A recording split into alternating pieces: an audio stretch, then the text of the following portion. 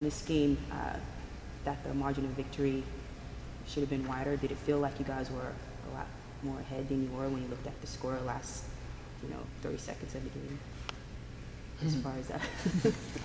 We were up 17 with a minute 42 to go, and we ended up, I believe, winning by 8. That is really frustrating to a coach. And you put some people in, some of your maybe inexperienced players and some of your younger players in, and hope that when you're up 17, 18 points that you're not going to give up a lead. And it's amazing how quickly, if you don't defend, if you don't get out and do the things defensively and handle the basketball and make good decisions, how quickly that lead, you look at it, 10 points, they scored 10 points just like that, cut the deficit.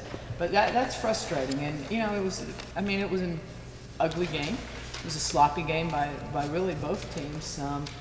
Yes, we came away with the win, but we're fortunate we got that lead. Now, I thought our starters the second half, for the most part, did a pretty good job. I thought Haley came in off the bench and gave us, it was a nice spark. Finally got her shot going. I thought Dee and Chris had some nice high-low situations, but you got to be able to play also when they're not in the game.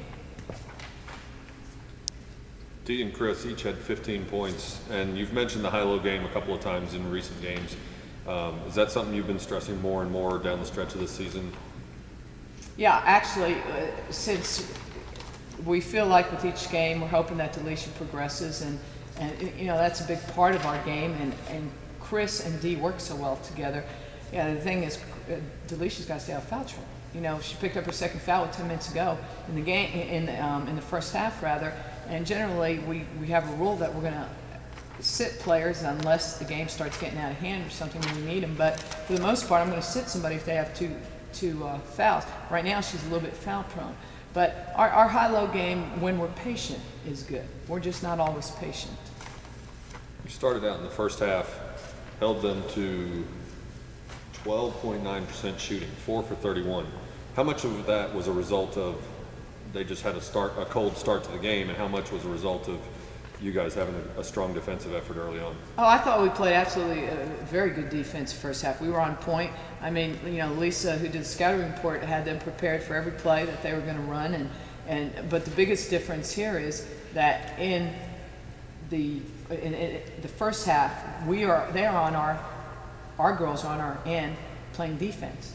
So I can help them through it, and Lisa can help them through it. You can say, hey, drop. Look to double, look to watch the cutter, things you can say, be ready, you're a helper, that type of thing. So the second half, they got figured out. They're down the other end. We call the offense down at our end the second half. You mentioned Haley giving you the lift in the second half. 12 of her 16 points came after halftime. Did you make any adjustment at halftime or say anything to her that helped her sort of get loose a little in the second half? We just talked about her going back door and looking for her back door. We actually had a play call where we hit her on the back door, but shot went in and out, and she was frustrated there. But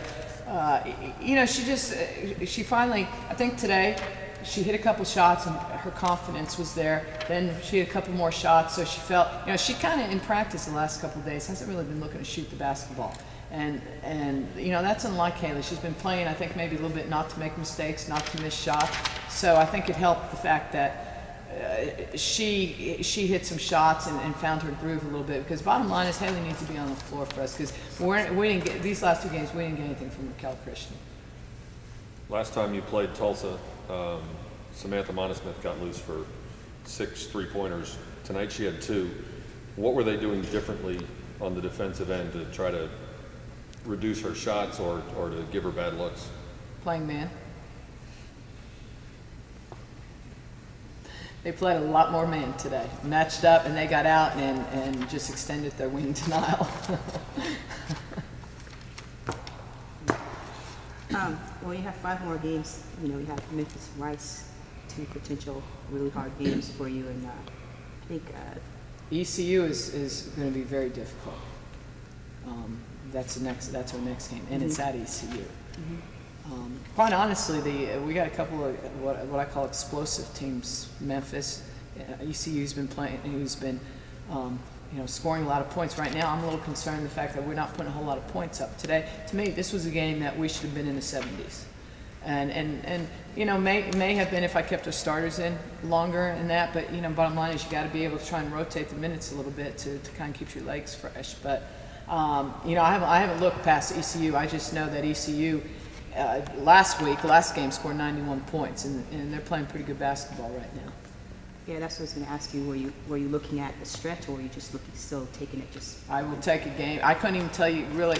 The only reason I know who's after ECU is because it's our Pink Zone game, our UAB, right? Pack the house. Mm-hmm. The Pink Zone game on the 20th against UAB. Mm-hmm. So that's been something that they've been, you know, it's our sellout game for the.